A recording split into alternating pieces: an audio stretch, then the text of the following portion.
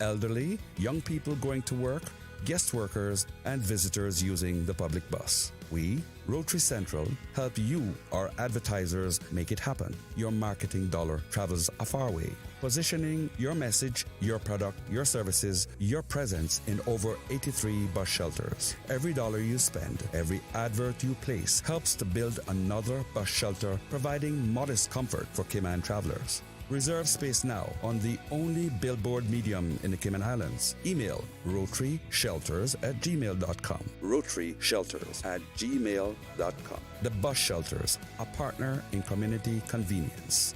Another inspiration program by Rotary Central Cayman Islands.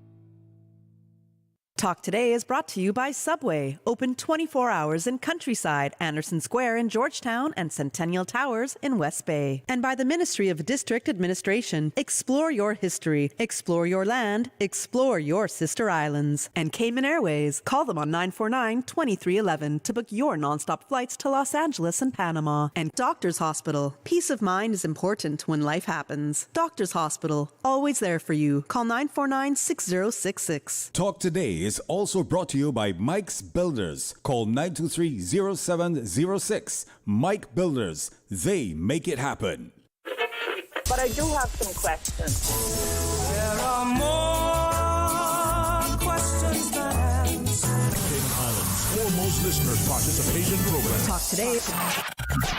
What's on your mind, Cayman? If you're ready to talk, we are ready to listen. Discussing current events and local news, community spotlights, hot topics, listener stories, cultural and historical discussions, environmental issues, fun and lighthearted topics, guest interviews. Cayman, basically anything you want to talk about, we are ready to listen.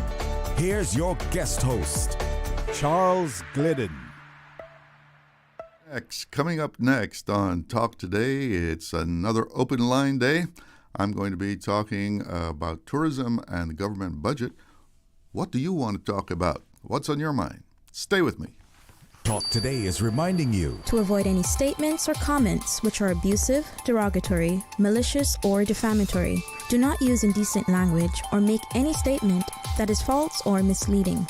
Call 1-800-534-8255, 949-6990, 949-8037, or WhatsApp us on 925-3261. And now, back to Talk Today. Good afternoon, Cayman. I hope everybody's having a good day. Welcome to Talk Today on a sunny afternoon. I'm your guest host, Charles Glidden. Halfway through the week, just keep your eye on Friday. Well, no guest today, so it's kind of free form. We can take some calls, bounce some ideas around. We can get started with congratulations to Rosa Harris, Cayman's Director of Tourism. She was just honored as Director of Tourism of the Year at the annual Women in Caribbean Tourism Awards. That's all part of the Caribbean Tourism Organization's Caribbean Week, which is taking place up there in New York. Miss Harris was given the award by her fellow directors of tourism, and it's in recognition of her invaluable contributions to Caribbean tourism in her role as the immediate past chairman of the CTO Board of Directors. She, of course, has had her work cut out for her post-COVID, trying to bring Cayman's tourism numbers back up to pre-COVID numbers. Rosa Harris has served 12 years as the Director of Tourism. Time flies by, huh? And during her tenure as the Director, Cayman had its record-setting year for stay-over tourist arrivals in 2019. That year we had over 500,000 stay-over tourist arrivals. And the work that she and the team at DOT have been putting in is to return stay-over visitors to those kind of numbers is paying off, reportedly. Alan Markoff wrote an article in The Compass yesterday in which he reported that 2025 is on track to come close to those 2019 arrival numbers as far as stayover tours. For the first 4 months of this year, air arrivals are up 7.4% over the first 4 months of last year, and that puts Cayman stayover tourist numbers just 2.5% below the first 4 months of 2019. So we still got some time to go here, and we could be seeing our numbers climb back up. We might hit that 500,000 mark again or go over it. We have increased flights from the U.S., and that helps a lot. And I'm sure DOT played a big role in getting those increased airlift also. Looks like all the airlines that are flying into Cayman now are increasing flights one way or another. And that's a definite sign that there's a demand for Cayman as a U.S. tourism in the U.S. tourism market. So congrats once again. Tip my hat to Rosa Harris and her crew at the Department of Tourism. Now, on the other hand, on the other side of the coin, there's always that yin-yang thing, right? That yin-yang. In contrast to air arrivals, things are not as bright when it comes to cruise ship visitors. In that same article, Markov reported that while stayover arrivals in April were up 15% over stayover arrivals in April last year, cruise arrivals for April this year fell into a nosedive of 26%, down from April last year. In fact, if you don't include the pandemic years, that would be 2020, 21, and 22, leave them out, then this April's cruise passenger arrivals of 83,900 plus was the worst April for cruise arrivals since DOT started keeping stats in 2000. Interestingly enough, cruise arrivals for the first 4 months of this year are up. Yes, cruise arrivals for this year are 4% up over the first 4 months of last year. So despite a dismal April, this year overall is positive for cruise ship arrivals. Of course, the whole cruise ship issue is much more complicated, and maybe, just maybe, there's enough demand for Cayman as a destination to maintain a viable cruise sector. Because the fact is, tourists really like Cayman. I was reading some posts on Reddit about Cayman, and people who had visited here were really giving Cayman some great reviews. We do have some very good things going for us, a very important one being safety, lack of serious crime against visitors. Tourists aren't being hounded and harassed like they are in some places. We're a place that you can bring your family. Those kind of things mean a lot. They go a far, far way when people are looking for a place to vacation. Just think about what you think about it and consider when you want to go someplace, So we have to try our best to keep Cayman that way. And not just for the tourists, but keep it that way for ourselves too. That's why we like living here. Those are some of the reasons people want to come here and live. They say people come to Cayman, they don't want to go back. So let's try and keep it that way. Time for a break, but we'll be right back. Accidents and illnesses can strike without warning. Ouch! When it comes to urgent care, every second counts. At Doctors Hospital, we have a dedicated team of experienced doctors and nursing staff available to you 24 hours a day, 7 days a week. Don't waste time in an overcrowded emergency room when you need urgent care. Whether it's a broken bone, a severe infection, or a sudden illness, trust in Doctors Hospital's unwavering dedication to providing the best immediate care. For complete urgent care when you need it the most, choose Doctors Hospital, located in Georgetown, 16 Middle Road. This summer, choose from 10 international destinations for your vacation with Cayman Airways. Explore New York, discover Denver, roam Los Angeles, play in Tampa, shop in Miami, tour Panama, uncover Havana, hike in La Ceiba, jam in Kingston, or relax in Montego Bay. Connecting flights are also available from the sister islands. Cayman Airways offers more international non-stop flights to and from the Cayman Islands than any other airline, and the lowest rates for checked bags. Book today at CaymanAirways.com, download our new mobile app, or call Cayman Airways reservations on 949-2311. Come fly with us and relax with your uniquely Caymanian airline.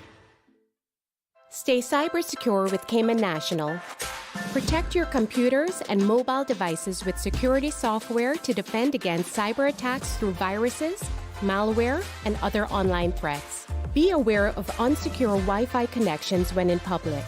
If you need to access your online banking or sensitive information on your mobile devices, try disabling the Wi-Fi and switching to data from your mobile network.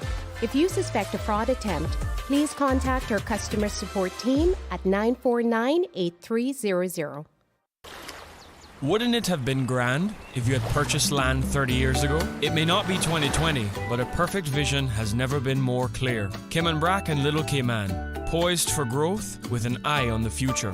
Your land, your history, your future. Discover all that our sister islands have to offer. The best foundation you can wear is glowing, healthy skin. The offices of dermatologist Dr. Wayne Porter specialize in enhancing your skin's well-being. Whether you're seeking advanced skincare, including any skin cancers, Botox, filler, cosmetic skin enhancements, or simply looking to reduce wrinkles, Dr. Porter offers a full-service dermatology and dermatological surgery practice. For more information, email drportercayman@gmail.com or call 946-9020. That is 946-9020.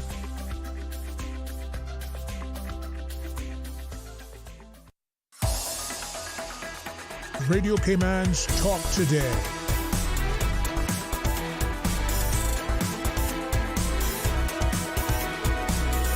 What is on your mind, Cayman? Welcome back. Gonna have a WhatsApp message here. Says, good day. In regards to the rollover policy for the private sector, I hear different persons talking about 2, 3, and 6 years, but what about those positions that a Caymanian can't do or won't do, such as a barber, hairdresser, mason, domestic helper, etc.? How do we deal with them? Because customers are particular with their barber and hairdresser, etc. I guess their helper also. I remember my wife when her guy got rolled over, her hairdresser. That was a dilemma. But as far as the time, you mentioned 2, 3, and 6 years. Yeah, I've heard at least one person advocating for 6 years or something like that. But I think if you tell a person you got to go and stay away for 6 years, that's like telling them don't come back. In 6 years you've probably settled in some other place, gone back home, found a job, and you're into the groove there. So I don't know why you would be looking to return after 6 years. But 2, I don't know, I've heard that bounced around quite a bit, and that might be a possibility. But we'll be seeing how that all pans out in, I guess, the weeks ahead, because legislation is being drafted from what we've heard. And another big item on the government agenda, of course, is finances. You know, we had that forecast of a deficit, and the accuracy of that deficit that was forecast in the pre-election economic and financial update, it's been questioned by in some quarters. Some of the opposition reportedly saying there is plenty of time for the new government to reduce spending and increase revenue, so we can get it done. And hope was even held out to avoid a deficit because of the surplus in government finances in the first 3 months of this year. Well, government always has money in the first quarter. And that's because, that's when all those fees from registered companies and those types of entities have to be paid by March.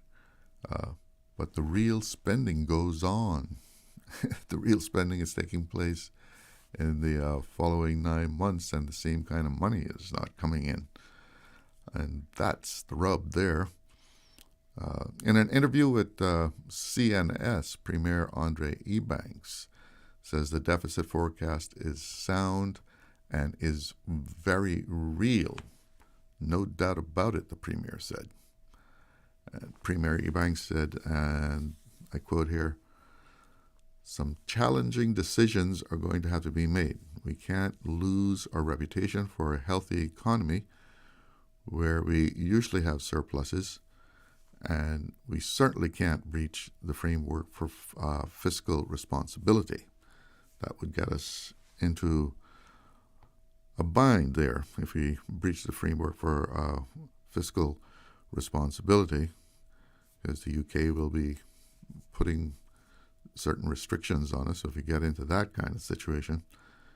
Basically, what I took away from the article was that certain projects that were planned may end up on the cutting room floor, as they would say, or at best put on hold, just delayed for a while. One project that was mentioned as being under review is the Scranton Park project in Georgetown. The Premier said that Scranton Park and some other projects might not be included in the budget, not because they weren't good ideas or well-intended, but simply because they may not be affordable right now. So the NCFC government is tightening their belt, tightening their purse strings. Bottom line, there's going to be less money available for spending. And I guess that's going to cause some changes in a lot of plans. Strike me as ironic, though, because we see all this economic activity happening around us, everywhere you look. Buildings going up all over the place. The other day I drove by someplace that I hadn't been in a little while, and there was a new building there, and as I drove by, I literally said out loud, "When the heck did that go up?" It's every place you look, concrete being poured, new buildings, new businesses opening, population increasing, but government doesn't have enough money. What does that all mean? Let's check in with the phone lines. We have a call. Good afternoon. You're on the air with Talk Today. Hello, good afternoon, Mr. Charles. Yes. I think I got that right. Yes, that's right. No, just listening on my drive up to Northside, so I just thought I would give you a call. Well, thank you. I hear you talking about the budget and some things that are going to be put on hold and whatnot. Certainly, I don't disagree with spending our money responsibly. You mentioned the Scranton Park. Let me just remind the public that the Scranton Park has already started to be built out, and they've already started that project. It's one of those that the land was already purchased, construction had already started, and I don't disagree with the Premier in regards to pulling back the strings and putting top priority things in order and focusing on that. I don't have an issue with that, but there are a couple other projects that I know that need to be put on hold, such as, and believe me when I tell you, and I say this with the lightest term, I don't particularly have anything negative at all to say about schools or anything, but I do know that in recent history, 2007, 2008, unnecessary spending on schools is what ran us into the framework for fiscal responsibility, in which you mentioned earlier. Mm-hmm. And now we seem to be, going down that road again with a $50 million high school in Nebraska. And I'm sure that's being looked at. Well, I only mention that because I'm pretty sure that that's on the chopping block. If not, like you said earlier, delayed. But I do know that they were building, that they had already started constructing the workman's quarters that was going to cost between $7 and $8 million, right? So you would think that that we wouldn't have spent $8 million or whatever it was on building accommodation for the people who were going to build a $50 million school. So I mean, especially after that report came out. Like I said, just saying that out loud sounds crazy, right? But what I will also like to see happen, and obviously, I think under the Westminster system, we do have the ability to stop or reverse or revoke things that previous governments had put in once the new government is in place. And in some cases, I think it's valid and is well needed. But in other cases, you have to stop and really put evaluation. Now, saying that, and when we're talking about, generating revenue for our GDP, we have to diversify, because we've been heavily reliant on two industries since inception, tourism and financial services. Financial service industry. So, of course, we have to do everything in our power for, bend over backwards, for lack of a better term, to ensure that those two industries are well secured, because, that's our bread and butter. And there are other ways and other things that we can do in order to generate revenue as well. But you have any ideas? Yeah. I'll share one with you now, to be honest with you, or maybe a few. And of course, we need the political willpower in some cases. And of course, a lot of times it's easy to blame the politician, simply because those are the people who are in the driver's seat. And sometimes it's not as simple as it is by saying, oh, well, we could just do this. And then when the politicians do take that into consideration and try to do it, there's a lot of pushback from certain entities that the public don't really see. And again, it takes political willpower and bravery, right, to get some things done regardless of what pushback they get. Now, I'll offer up a solution to generating some more revenue from the industries in which we allow to operate within the Cayman Islands, right? Let's take financial service industry for one. Now, we know that it employs, 60% of our middle class, and it has provided a lot of employment for the Caymanian people and for other people, and it generates a lot of money within our economy, and rightfully we fight hard to maintain it, and put it and keep it in its best shape possible. But what we haven't done over the years is we haven't extracted the necessary resources to put in a sovereignty that takes care of our people, especially those people who fall through the cracks. Social welfare, education, health, and whatnot. So one way to do that is to take a strong look at the service fees in which are being charged to the customers, right? So the financial service industry manages somewhere around $3 trillion annually through mutual funds and hedge funds and other things, right? And around 20-25% of that goes to the companies that manage these funds, the law firms and the accounting firms and whatnot, right? Now, if the government, as opposed to just collecting work permit fees and licensing fees and regulatory fees, if the government had put a 3 to 5% tax, I hate using the word tax here, Charlie, because people get frightened and paranoid when you hear the word tax.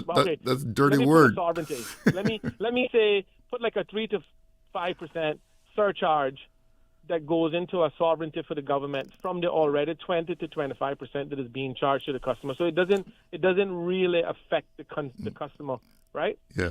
And we took those funds out, like 25% of $3 trillion hypothetically is a couple $1 billion, okay? So when you say sovereignty, you're talking about a sovereignty fund? A sovereignty fund, right. So what it would do is that 3 to 5% that is already being charged, we can reduce the work permit fees, we can reduce the licensing fees, and then we can collect more money on that end, make it easier for those organizations to operate business, fast track some of the permits that are needed, because, we don't have enough harvest in Cayman to take every job in order to keep this thing well greased. So we have to grant work permits, but create a easier environment for that. But we are collecting that 3 to 5% from the already 20 to 25% that is going into their coffers and bonuses and pay and whatnot.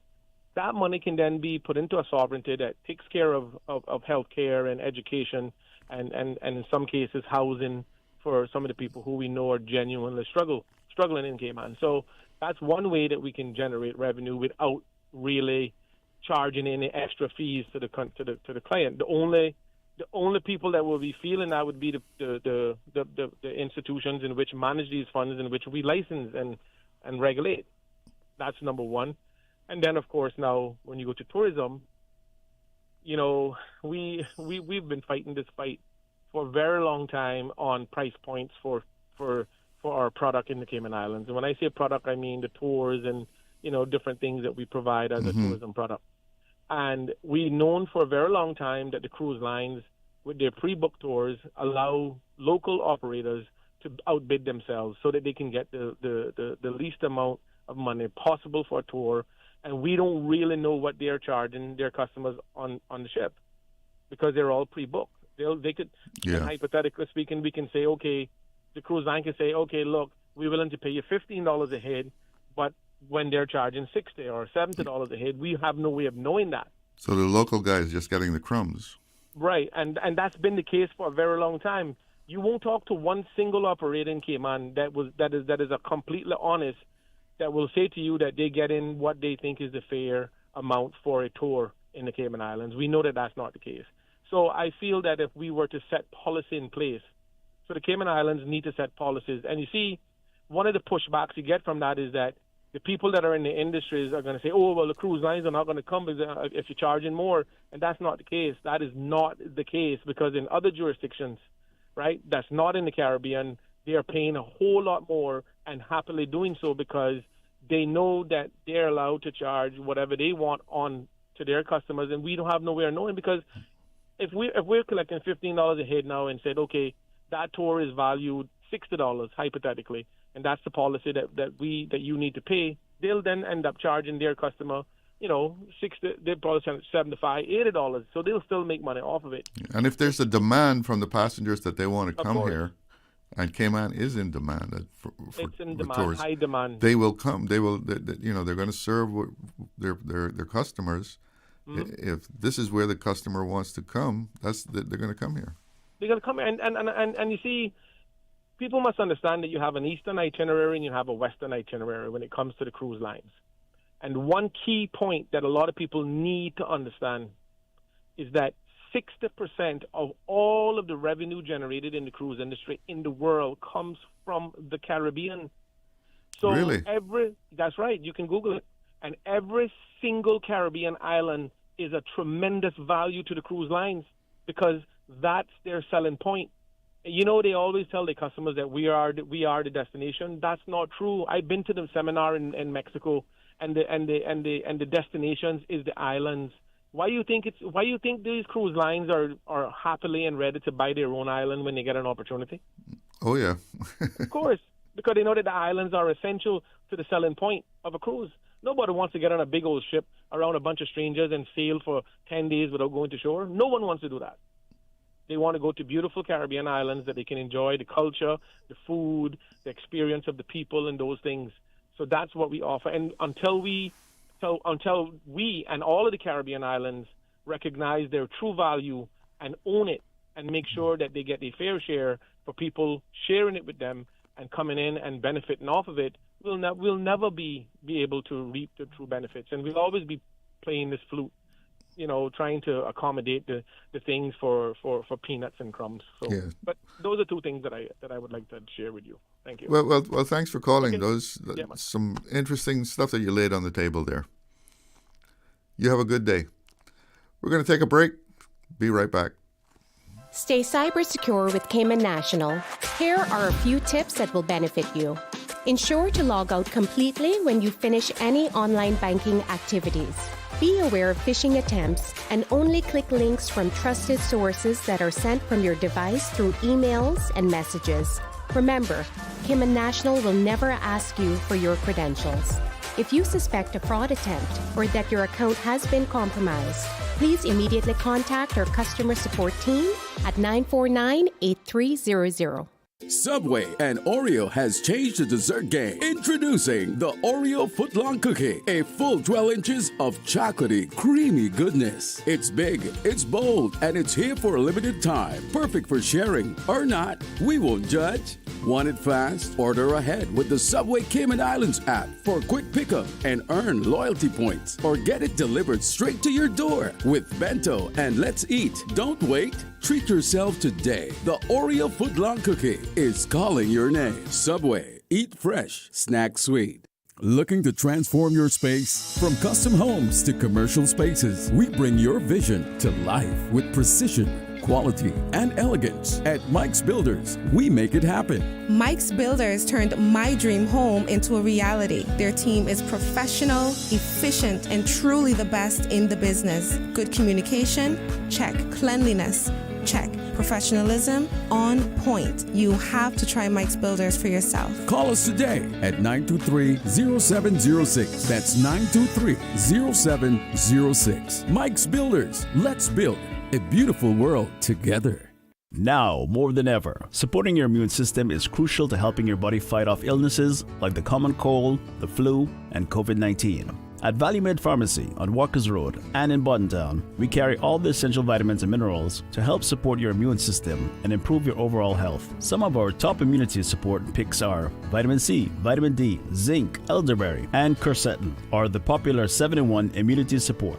Our pharmacists are always on hand to help guide you and answer any questions. Visit ValueMed Pharmacy on Walkers Road or Boddentown. Live happy, live healthy with ValueMed Pharmacy. Water Authority Cayman wishes to advise its valued customers of a planned service interruption on Crew Road between the intersections of Legacy Drive and Grand Harbor and Edgewater Way, including all side roads, to facilitate infrastructure upgrades. Service will be interrupted between the hours of 1 a.m. and 6 a.m. on Sunday, 8th June 2025. The Water Authority apologizes for any inconvenience this may cause and appreciates the public's understanding. Radio Cayman's Talk Today.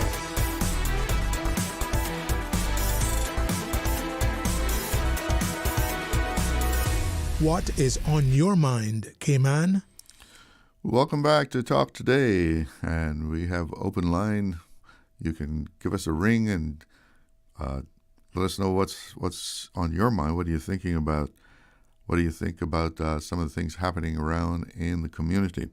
Telephone numbers to call 1-800-534-8255. That's a free call, compliments of Flo. You can also call 949-6990. Or if you prefer WhatsApp, our WhatsApp number is 925-3261. So give me a call. We can talk a little bit.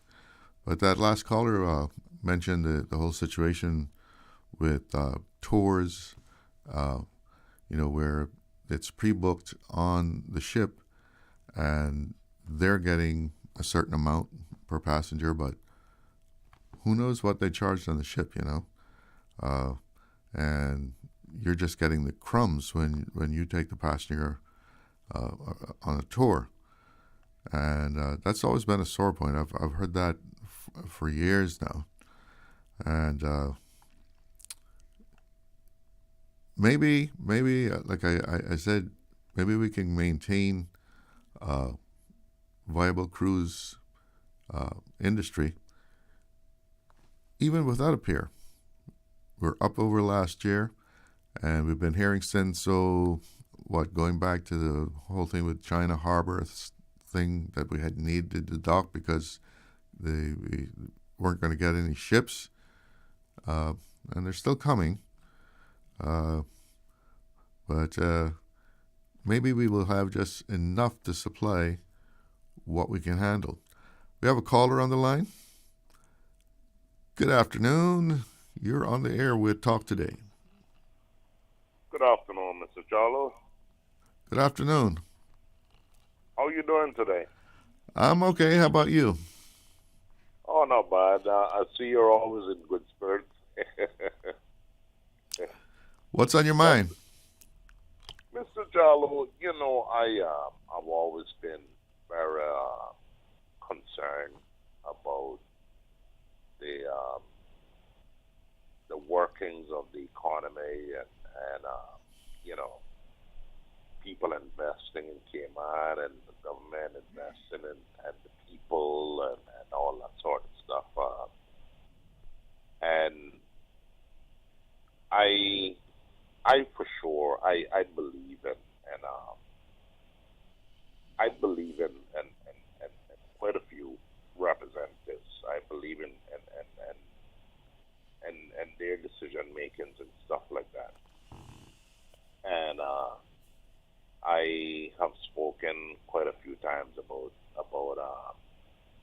in relation to the government investing in the people, you know, and that sort of thing. I think it's a good thing. Sometimes, like I said, you build all these buildings, these schools and stuff. You don't really get anything back out of it. You know, the reports that we get when it concerns the children learning. I mean, it's heard about poor reports and stuff like that. And it's not about the buildings. It's about the teachers. It's about what they learn. You know, it's not about the big, expensive. We don't have to be the best or the biggest and of everybody in the Caribbean and boastful and braggadocious. And just have good teachers. Yeah. The teachers are who make the difference. You know, I mean, I learned. My first school was Truefield School. I had. I went there too. Yeah, I had.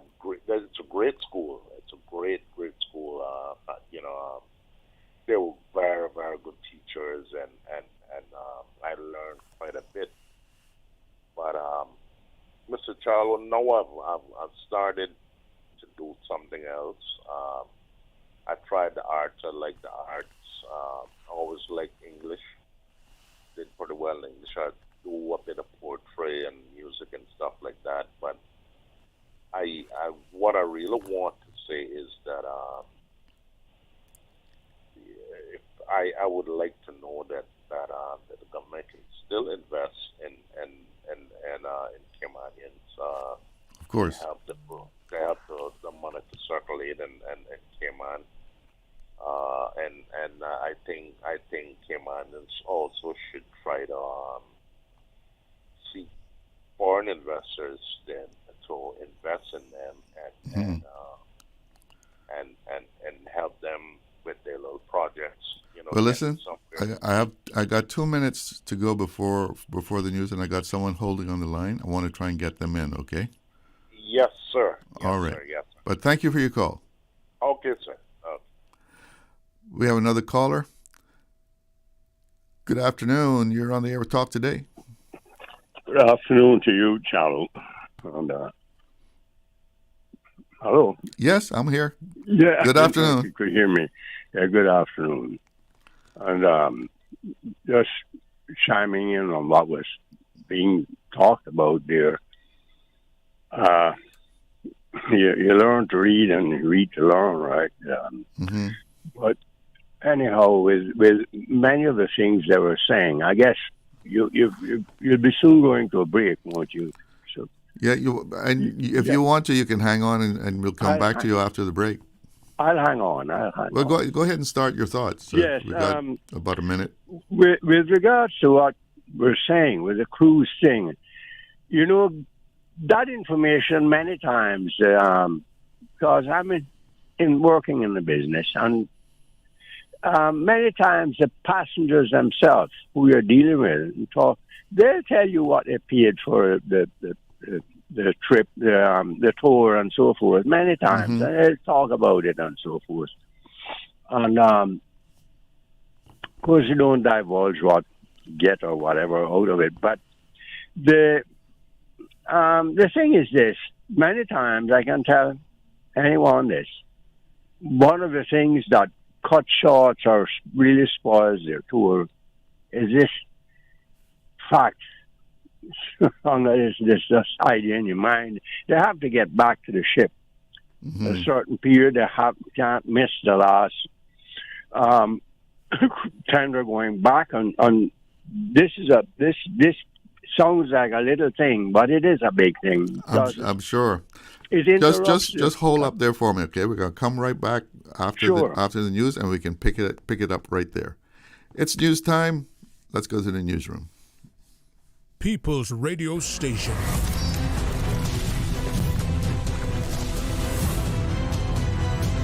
Radio Cayman in the Cayman Islands. From Radio Cayman's newsroom, this is Headlines. Local, regional, international news. The Headline News is brought to you by Kirk Market and Health Services Authority. With a look at your latest headlines, I'm Jevi Ebanks. On the 30th of May, Her Excellency the Governor, Ms. Jane Owen, swore in 2 acting judges to the Grand Court. Mr. Ben Tonner, KC, will serve from the 2nd of June to the 27th of June, while Her Honor Ms. Christy Ann Gunn will preside from the 30th of June to the 31st of July. In regional news in BVI, opposition MP Marlon Penn has acknowledged that a no-confidence motion filed against the government in the House of Assembly is unlikely to succeed, but says it will provide an opportunity to debate key issues. Former opposition leader Ronnie Skelton noted that previous attempts were obstructed by government maneuvers. The opposition aims to hold the government accountable for concerns such as infrastructure, healthcare, and water distribution, though Penn doubts the motion will be heard before the summer. In Guyana, a 28-year-old driver, Jason Jacobis, has been granted bail totaling $1 million after being charged with facilitating a terrorist act in connection with explosions at a police outpost and a Guyana Power and Light substation. Police continue to seek 3 main suspects, 2 Venezuelans and a Brazilian.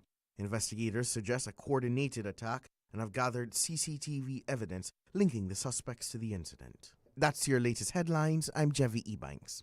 Radio Cayman. More news available at www.radiocayman.gov.ky. Check out our social media pages: Facebook, YouTube, X, formerly Twitter, Radio Cayman Headline News.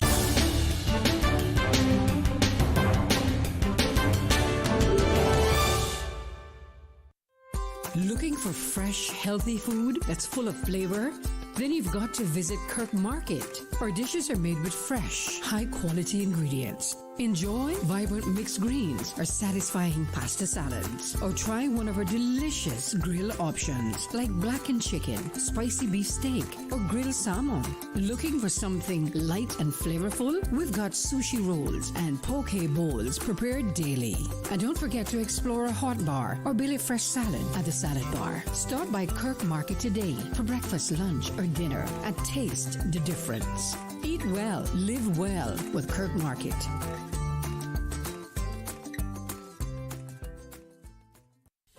Do you have a healthcare question but not sure who to ask? Contact HSA's Patient Call Center to speak to one of our experienced clinical team members. We are here to answer your questions and help guide you through your healthcare journey. Need to make an appointment? Our team can help. Contact HSA at 949-8600 or email info@hsa.ky. At HSA, we are committed to caring for you. Radio Cayman is pleased to feature this special Sister Islands historical vignette brought to you by the Ministry of District Administration and Lands. Explore your history, explore your land, explore your Sister Islands. The first settlers to the Cayman Islands came from Jamaica in between 1661 to 1671 to Little Cayman and Cayman Brac. On the 14th of April, 1669, the Spanish privateer Riviero Pardal completed a successful raid on the village of Little Cayman. In the process of the raid, the force burnt 22 dwellings to the ground. These first settlements were abandoned after attacks by Spanish privateers, but English privateers often used the Cayman Islands as a base, and in the 18th century they became an increasingly popular hideout for pirates, even after the end of legitimate privateering in 1730. Radio Cayman is pleased to feature this special Sister Islands historical vignette brought to you by the Ministry of District Administration and Lands. Explore your history, explore your land, explore your Sister Islands. Explore your history, explore your land, explore your Sister Islands, the ultimate staycation experience. Your culture, your freedom, the land that time forgot isn't gone. It's your Sister Islands. Discover all that our Sister Islands have to offer. Radio Cayman's Talk Today.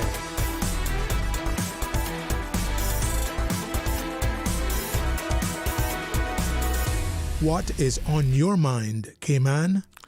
Welcome back to Talk Today. We have a caller who's been patiently waiting to continue the conversation. Let's go back to the phone lines. Hello? Hello? Yes. So you were saying that what messes up the tour is having to get back, early to catch that last tender. Yeah, we can argue about this all we want, but this is a fact.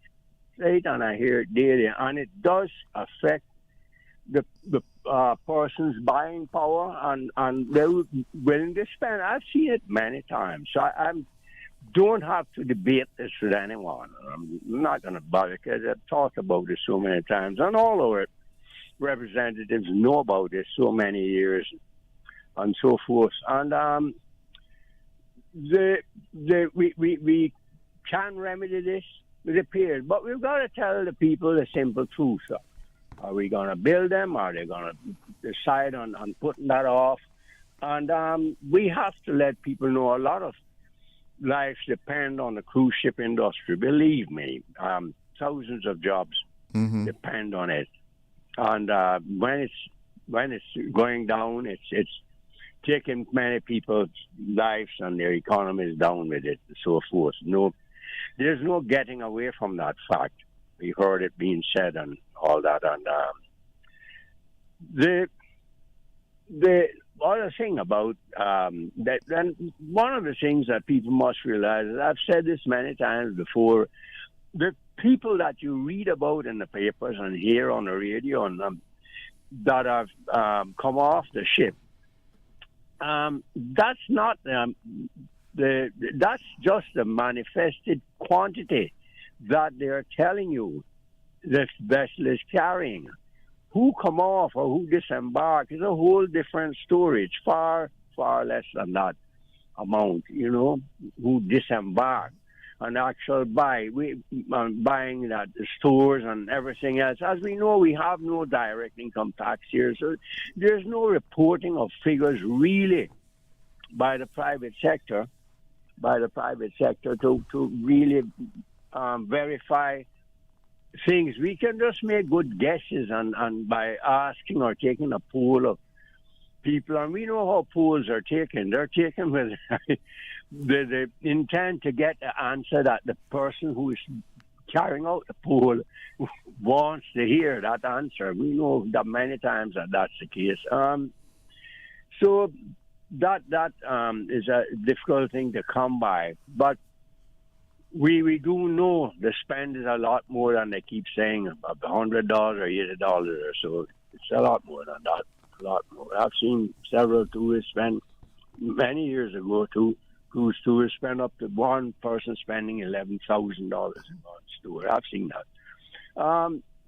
But I think that what they say, they always call it an average spend, right? Average, but that means some.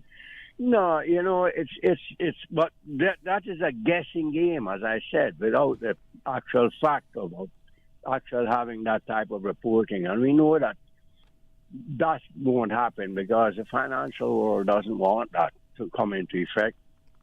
And it's the same thing when we call for government transparency. There's no transparency really. If you really come down to earth with it, from the private sector because of that fact. There's no real true transparency.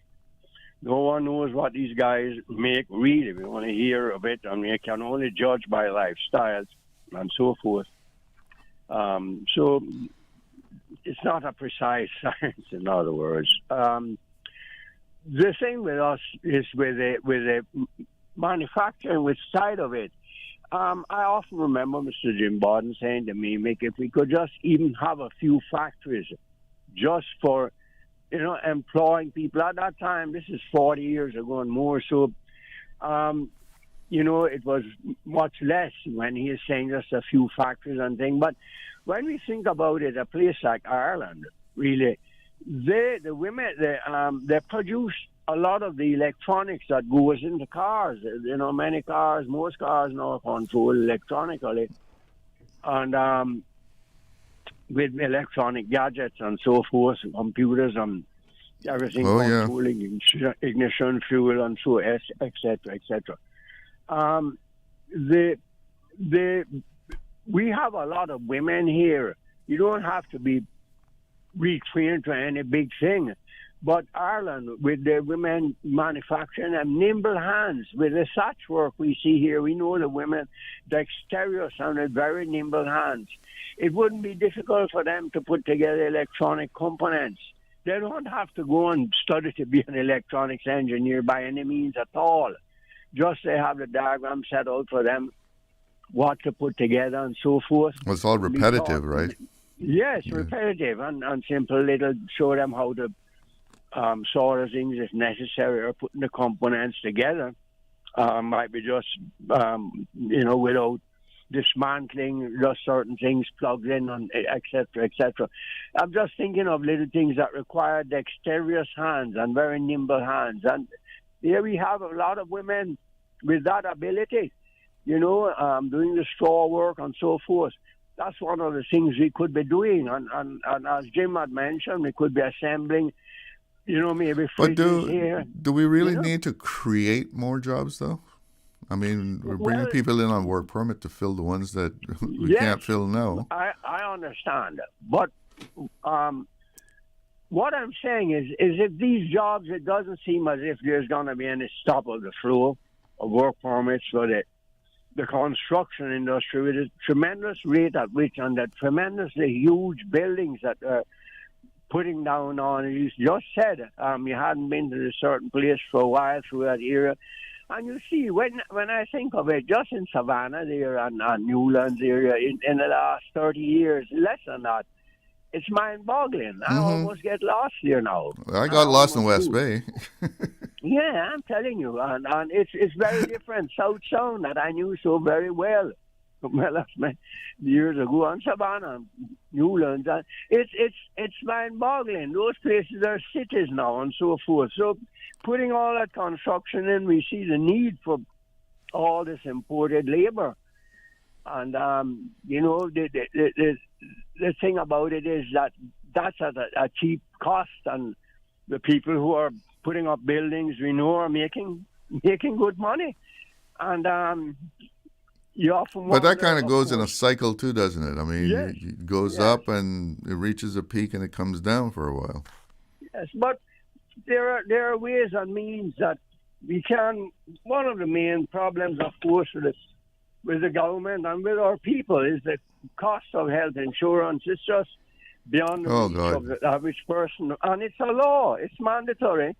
And they have to pay it. And then it maxes out the little insurance that they can afford on a $6 an hour salary. Yeah, you're providing a service that is mandatory. It's like you can charge whatever you want to charge.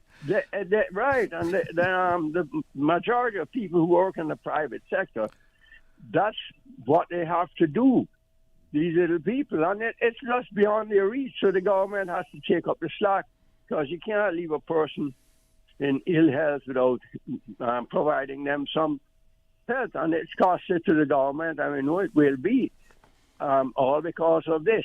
The only people who can stop that and make it into some kind of a nationalized health insurance like they do elsewhere are our elected representatives.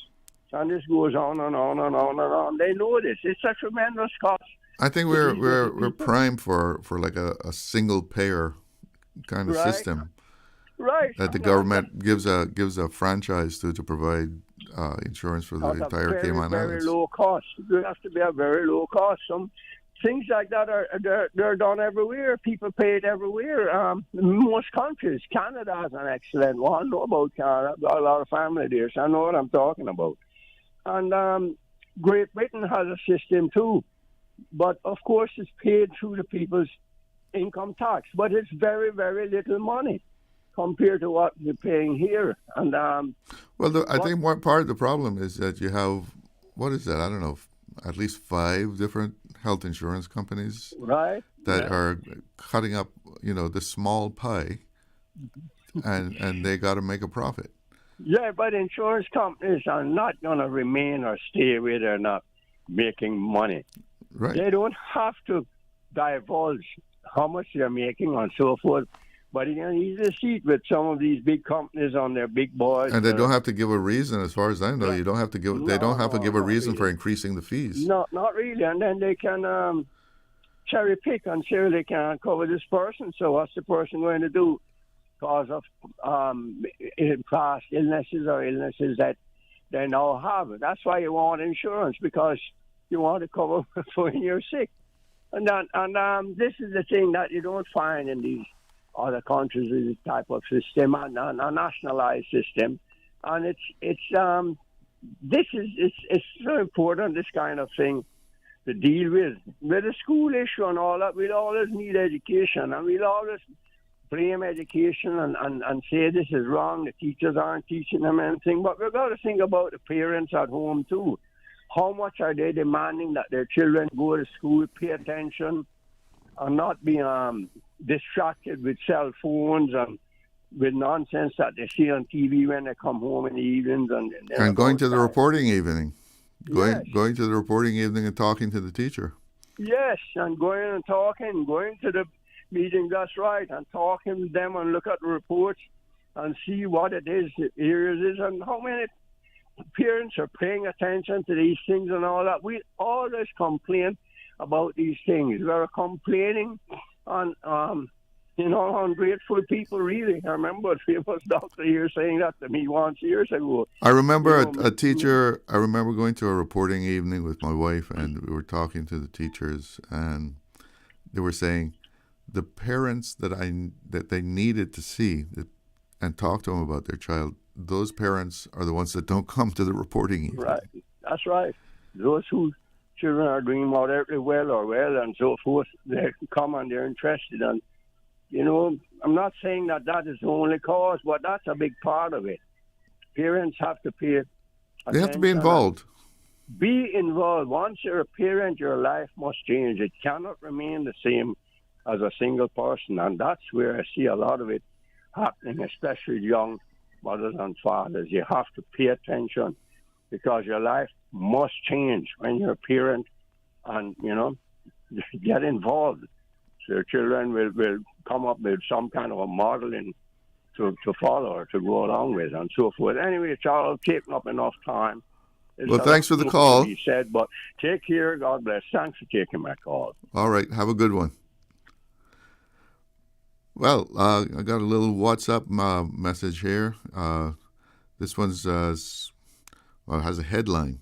Should internship be only for Caymanians? Good afternoon. I understand non-Caymanian students are being allowed to gain internships. Is this fair and legal? If a work permit is required, why are they being granted when there are reports of Caymanians unable to gain such internships? Interesting questions. I'm not sure what the situation is there. I really haven't heard of that, but if you've heard of it, it's just might be happening someplace. We have a caller on the line, so let's go to that. I think it's a WhatsApp call. Good afternoon. You're on the air. Good afternoon. Good afternoon, Mr. Glidden. Good afternoon. How you doing? Okay, and you? I'm all right. What's on your mind today?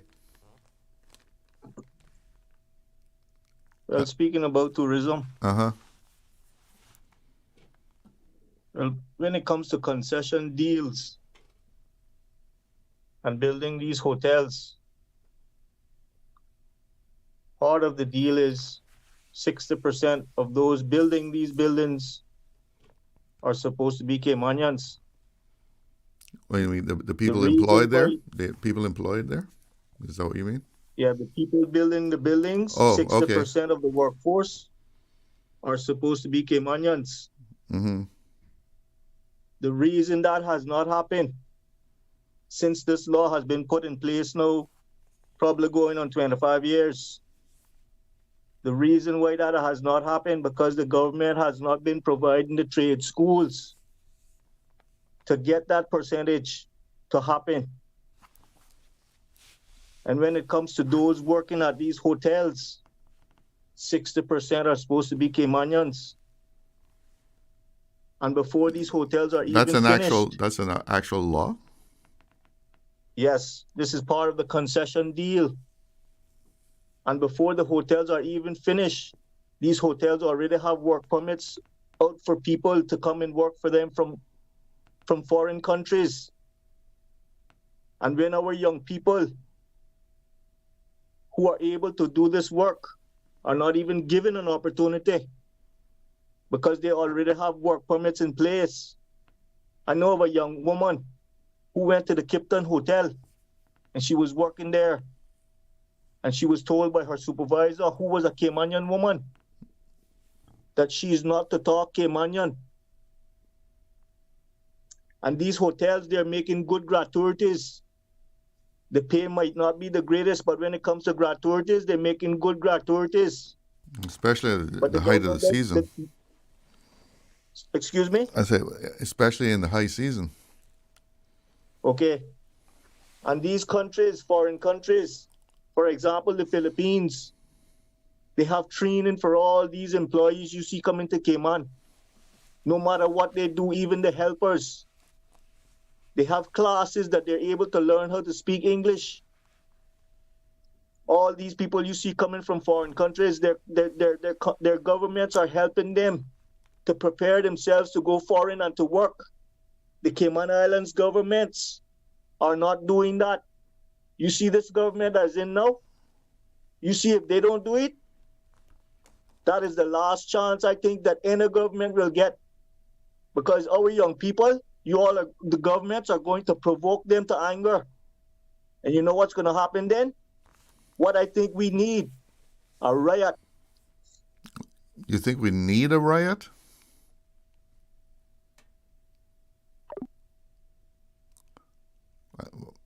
Well, I don't know. Control room tell me he hung up. I don't think we need a riot. But I think most of the hotels have training programs for people when they first go in there. Because they want them to do it a certain way. Even, room service or whatever has to be done the way that they do it. And so they train people. But right now, he was talking about 60% on the construction site. As much construction as going on, I don't see how you could have even if that's a law. I'm not even positive that that's the way it is.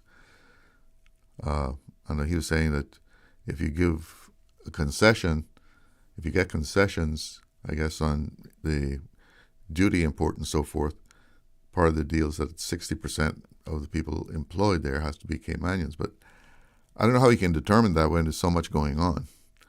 The local workforce is stretched. We have a caller on the line. Good afternoon. You're on the Air Talk today. Yeah, Charlo. Uh-huh. How you doing, man? All right, and you? I still alive, thank God. Yes. What's on your mind today? Well, today I have to say congratulations to Rosa Harris, man. It seems like she's a hard-working Caymanian woman, Who was that you said? Rosa Harris. Oh, yeah. Yeah, man. So what I was saying, about the tourism, boss, and the hiring of Caymanians, right? I remember in 1965, my first major job was at Glidden Beach Hotel. Cayman was so different back then, Chalo. I tell you, West Bay. That's where the Westin is now, right? The old Yes. galleon was in that location. West Bay and Georgetown controlled that hotel and the Coral Caymania. Let me tell you, when it came to gratuities, every month end, it was there, man. It was there. It was not about the management taking gratuities from employees and things like that going on the island here.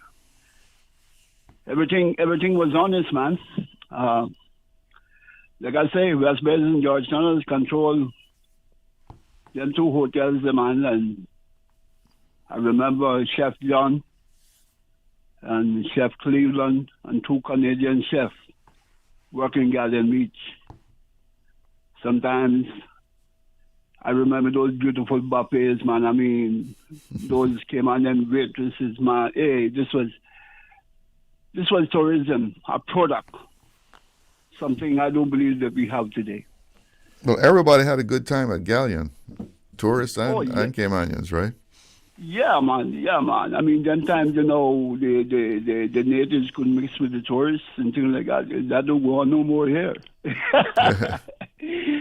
But what I'm saying is, Chalo, today, if you find 4 or 5 Caymanians, right, young people that needs the training, goes into a hotel, like the Campton, because I was there, I worked for it, I finished it. Mm-hmm. I was doing some electrical there, you know? Yeah. And when it was almost open, trust me, I never seen no Caymanians there, man. Few foreigners were coming in there, boss. Filipino, everybody were coming in there to train, whatever, and get prepared to open the place. You understand? I don't see no Caymanians there. But before that... But do you think that is because they didn't want Caymanians or there just wasn't enough Caymanians to go around? Well, I don't know what went down there, but at least before the hotel opened, all over the place it's only Caymanians that work in this hotel and all kind of foolishness, you know what I mean? Yeah. But that never worked out. So, anyway, what I want to say is that any young Caymanian today goes into them hotels, right? Mm-hmm. I don't believe that they will be successful. Some way, somehow, the people that is there working before them will find a way to push them out of there and get a space for their friends, even if they go bring them from abroad, same way. You understand? This is what the young Caymanian face out there. But the caller just now, when he talked about, you know, the training and things like that, this is, we're at fault with that, man. I mean, we're talking every day about this, but what has we done? You know, Jim Borden, I know that had started something like a training school, but nothing was followed up on that. Don't we have a hospitality school? I don't know. At UCCI? It was about Jim Borden. I never heard nothing about that hospitality school since that. No, but I think there's a sector in at UCCI that is hospitality. Well, I don't know what's going on, but the people are still coming into the island and controlling these hospitality work there, the hotels. Yeah. So, I don't know, man. I don't know. Really, I don't know what's going to happen to us, I tell you. I don't know what's going to happen to us, man. But I know you can push a person so hard, and one day they'll rebel. And that's what I see for Cayman Islands. It's sad to say so, but that's what I see, man. Well, I mean, I think if people really want to make a career in hospitality, they can. I mean, there have been some people who have done that. So, I mean, it is possible. Well, let me tell you, Road Shadow. Back then days at the Glidden, I was making £4.10 a week, you know. And that was good money then. Yeah, as a bellboy. So I could buy clothes, I could give Mama, I could save something. You know, like I say, Cayman was so different back then, man. Yeah, well, it was a whole different scene. I mean, and we didn't have as much hotels either that required so many people. No, man, we just had like Seaview going up Frank Wilson and then going down South Sound Road there, South Church Street. Which was a small hotel, right? Yes, man, but it was a nice place. Oh yeah. Yeah, it was a Caymanian thing. You understand? Yeah, man. So I don't know, man. But you know, I just don't know what happened to Cayman, my building. Anyway, later. All right. Thank you for the call. Have a good afternoon. Yes, man. Okay, let's take another phone call. Good afternoon. You're on the air with Talk Today. Good afternoon again, Mr. Charlo. Good afternoon. Mr. Charlo, the gentleman is right, you know, when he says that, you know, when people want to push you out of your job and that sort of thing. I mean, you can be skillful in your work. Somebody's always competing for your job. And which is why I don't believe in being and being an employee of anybody anytime soon.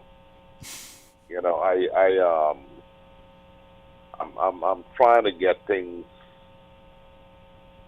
to a certain level where I don't have to bother myself about working for certain people, because there's always someone there. I mean, you just can't tell who it will be that tries to push you out of your job. You know, and that's what I was saying. I try to speak a few words on the radio and in support of our people, where I would like to ask our government to, you know, when you see to invest in our people, when, you know, like they want to do a little business or something, you know, if they can put a couple dollars forward for, you know, for the people, and little road works and little stuff like that, you know, because I mean it's we got to have somebody in our corner, and presently we have the government and Cayman's corner. I mean. Well, I don't know if you can ask the government to be investing in individual businesses, but you know, there are some grants and stuff that they might give. Yeah, and they do like give that. assistance. They do give assistance for small businesses. There's a small business, I forget exactly what the name is, but there is a department that assists small businesses with marketing and how to get started and how to acquire financing. That's Okay. good. That's good. Yeah.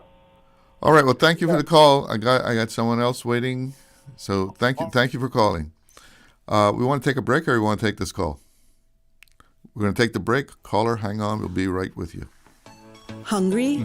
Need Subway any time of the day? Yeah. We've got you covered. Subway at Anderson Square, Centennial Towers, and Countryside Shopping Village is open 24/7, serving up fresh, delicious subs anytime you need them. And for your weekend cravings, West Shore Center is also open 24 hours on Friday nights and until 1 a.m. on Saturdays, because it's never too late for a great meal. Skip the line and order ahead with the Subway Cayman Islands app, or get your favorites delivered straight to your door with Bento and Let's Eat. Fresh, fast, and always here when you need us. Subway. Eat fresh. Looking to transform your space? From custom homes to commercial spaces, we bring your vision to life with precision, quality, and elegance. At Mike's Builders, we make it happen. Mike's Builders turned my dream home into a reality. Their team is professional, efficient, and truly the best in the business. Good communication? Check. Cleanliness? Check. Professionalism on point. You have to try Mike's Builders for yourself. Call us today at 923-0706. That's 923-0706. Mike's Builders. Let's build a beautiful world together. This summer, choose from 10 international destinations for your vacation with Cayman Airways. Explore New York, discover Denver, roam Los Angeles, play in Tampa, shop in Miami, tour Panama, uncover Havana, hike in La Ceiba, jam in Kingston, or relax in Montego Bay. Connecting flights are also available from the sister islands. Cayman Airways offers more international non-stop flights to and from the Cayman Islands than any other airline, and the lowest rates for checked bags. Book today at CaymanAirways.com, download our new mobile app, or call Cayman Airways reservations on 949-2311. Come fly with us and relax with your uniquely Caymanian airline. Did you know that Doctors Hospital provides urgent care services 24 hours a day, 7 days a week?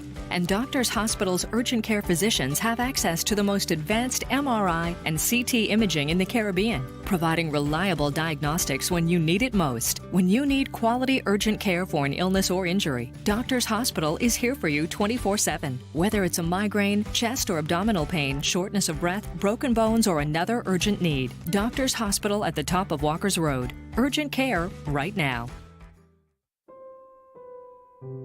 Are you feeling overwhelmed, sad, stressed out, or suicidal and need support? Call 1-800-534-6463. K-Mind, Mental Health Helpline. It's okay to ask for help. K-Mind Mental Health Helpline, available from 6 p.m. to 11 p.m. Monday to Friday. It's free and confidential support and guidance on your emotional and psychological health. Radio Cayman's Talk Today.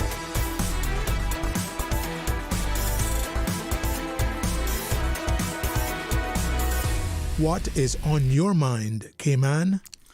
Welcome back. Got a little message here on WhatsApp. This one is apparently responding to that caller that said we need a riot. It is the message says, "No riot." It's called succession training with employment. Succession training. Yeah, I think one of the things we can look for coming from the new government is a requirement that if you have a work permit, that there must also be some training for Caymanians available also. We have a caller on the line. Good afternoon. You're on the air with Talk Today. Good afternoon, Mr. Charles. Mr. Glidden is called him. Yes. Everybody knows him as Challo. I hope you're doing well today, sir. I'm doing fine. I know that was my good friend there, Leon, that called you earlier. We're talking about the tourism in those days where Galleon Beach and so forth. I used to play in the tornadoes. Those days, we used to have the Canadian flight coming on Friday. And you couldn't get in Galleon Beach at all. And then the old Holiday Inn was there, but the Galleon Beach was the place that most of the Canadians would come in, the charter flights. And let me tell you, every hotel on the 7 Mile Beach, which wasn't really much, and that time was the old, the Galleon Beach and the old Holiday Inn. And in there, like he said, it was Lone, West Bears, and Georgetowners inside of those places. Working there. Workers. And the people, those tourists would always come back and ask for those same people that they met before because of the way that they were treated at the hotels. You know, they would even bring gifts for some of the workers and stuff. Really? They got their numbers. Those days we didn't have no smartphone, but they still took their numbers and contacted them and let them know, hey, I'm coming down for a week and such and stuff like that. Right now, you go to them hotels and you ask one of those workers a question about the Cayman Islands, they can't hardly tell you because they don't know nothing. They don't know the history of the island. You know, it is sad how the Cayman Islands has gone. Because I keep telling people, I know a lot of history, but my island, I know nothing else about no other island. But I remember when there was no 7 Mile Beach, what it is today. I knew we had the weeping willow trees, but the real name for them is the Australian pines. Remember the 3 pines? We would go there pines? for Easter in the morning with a machete, with a rake. In those days, it was a lot of berries there, cocoa plums, and even grapes. We would make a space there, and we would stay there till our parents came with the food for Easter. Those days, it was lone weeping willow trees for coolness underneath there. Picnicking. They were beautiful days. Picnicking at the 3 Pines. Yes, sir. They were beautiful days. And then we would sit down there and watch the regatta, the catboat sails, and even had speedboat races as well. You know, they was beautiful in those years. I'm talking about the 70s and the 80s, you know. But Mr. Glidden talking about construction, because I can't leave that out.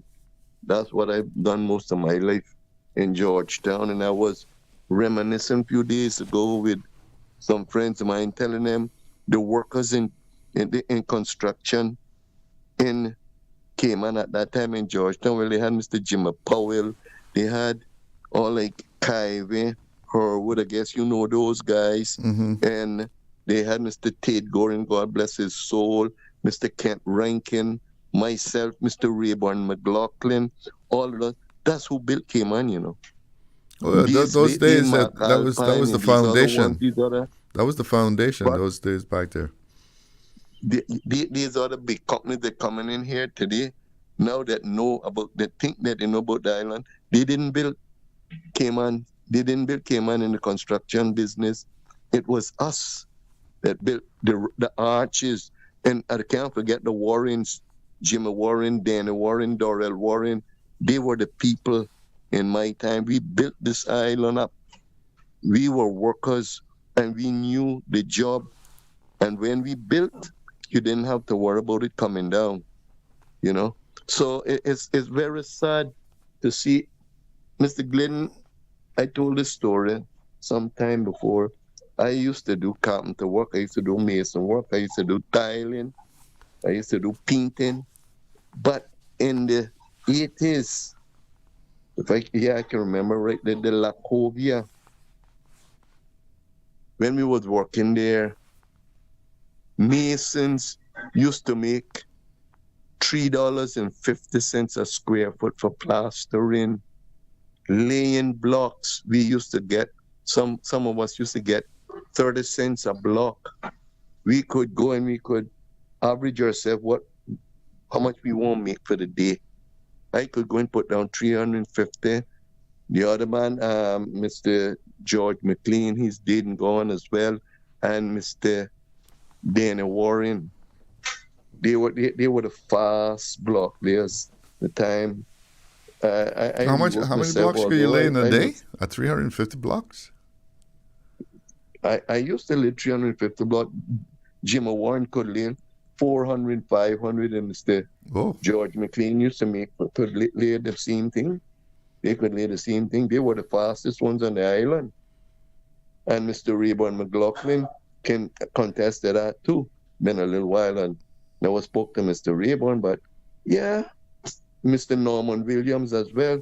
The Caymanians had knew about building. $3.50 I used to plaster for. And that was in the 80s. I don't know how much they're getting for it now, but it's nowhere near that. We were making more in construction in the 70s and 80s than what they're paying now. It is very sad to think of it, but it's true. Very sad. And those days we didn't hardly get any contracts, you know. With Mr. Elroy Arch, when we was doing Dr. Roy buildings where the first Royal Bank of Canada was, we would pour and go. Did you remember what they called Brabby, Mr. Glidden, you remember him? He was from West Bay. You remember Brabe? Brady or Braby? No, Braby. No, I'm not sure who that is. Yeah, well, he passed away in New York, but he used to work with us as well. And let me tell you, when we go in the morning and Mr. Art say, guys, you're going to pour and go. Let me tell you, it wasn't no premix truck. Myself and Mr. Kaiwe, we used to handle a trough those days. No mixer. Mr. Jim Arch and Mr. Elroy Arch, they had mixers and they would share with other people when they didn't need them. But I used to mix concrete, not cement. No, it's two different things. When you say cement, we saying to plaster with, that's just sand and cement. But when you say concrete, we mixing gravel rocks in that. That's some hard work. Kyrie could be on the right-hand side, and I'm a left-hander. And we had what they call a trough, piece of plywood with 2x6 around it. And we used to mix all like 3 and 4 sacks of cement. You just had you use shovels to do that, right? Were never square pint shovels we used, and they were never out of the cement. We were calling pour and go. All 1 o'clock we gone home, a big slab. What you see, the premix truck back in today, that's what we used to mix in our time growing up. Hard back, man. And we worked with love. We worked with peace. We were happy. We wasn't cutting each other throat. And what we were getting, what we were making. But we were happy working with each other. And you know, in those days, before I go, I'm going to finish now. In those days, most of the Caymanians that got their home because we would help each other build their home. Yeah. On Saturday and Sunday, I would go and help you. And the next Saturday and Sunday, you would come and help me. And that is how we built each other home.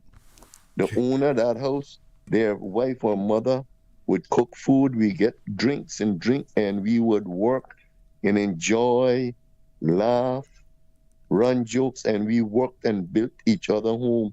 Today, all of that is cut out. That's not caring for each other because we got too much jealousy in our hearts for one another. We need more love, and the island is gone out of proportion, Mr. Glidden. Out of proportion. I heard Mr. Ormond a few days ago saying the same thing. When a Sunday come, you don't know the difference. You don't know the difference the day to week now. The heavy equipment still running on Sunday. Doing construction and things the same day. The government should make a lot to respect at least one day of rest. Make peace, you know. Some people, elderly people on Sunday, they're hearing these machines going.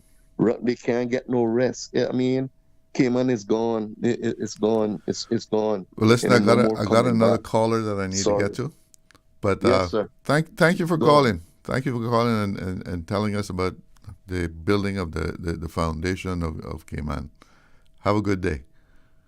We're going to take a break before we go to the call, so we'll be right back. Looking to transform your space? From custom homes to commercial spaces, we bring your vision to life with precision, quality, and elegance. At Mike's Builders, we make it happen. Mike's Builders turned my dream home into a reality. Their team is professional, efficient, and truly the best in the business. Good communication? Check. Cleanliness? Check. Professionalism? On point. You have to try Mike's Builders for yourself. Call us today at 923-0706. That's 923-0706. Mike's Builders. Let's build a beautiful world together. Did you know ordering your favorite sandwich from Subway just got easier? Yeah, picture this. No more waiting in line. No more fussing with cash. Just a delicious taste of Subway at your fingertips. With our new app, ordering your go-to sub is as easy as a few taps on your phone. Plus, receive exclusive deals and earn loyalty points with every purchase made on the app. Download the new Subway app today and get ready to ditch the lines and drive straight into your flavor. Visit the App Store or Google Play Store on your mobile phone and search for Subway Cayman Islands. Subway. Eat fresh.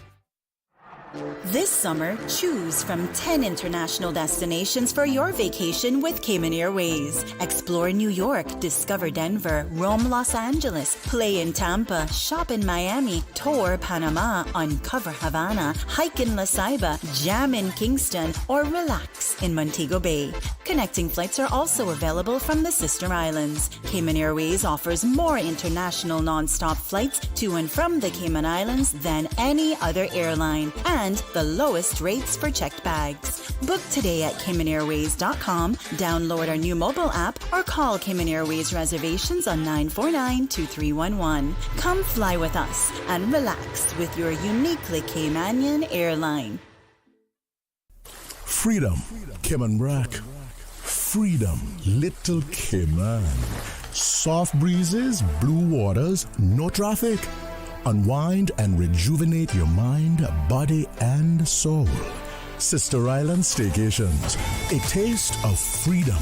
Discover all that our sister islands have to offer. Accidents and illnesses can strike without warning. Ouch! When it comes to urgent care, every second counts. At Doctors Hospital, we have a dedicated team of experienced doctors and nursing staff available to you 24 hours a day, 7 days a week. Don't waste time in an overcrowded emergency room when you need urgent care. Whether it's a broken bone, a severe infection, or a sudden illness, trust in Doctors Hospital's unwavering dedication to providing the best immediate care. For complete urgent care when you need it the most, choose Doctors Hospital, located in Georgetown, 16 Middle Road. Stay cyber secure with Cayman National. Here are a few tips that will benefit you. Ensure to log out completely when you finish any online banking activities. Be aware of phishing attempts and only click links from trusted sources that are sent from your device through emails and messages. Remember, Cayman National will never ask you for your credentials. If you suspect a fraud attempt or that your account has been compromised, please immediately contact our customer support team at 949-8300. Radio Cayman's Talk Today.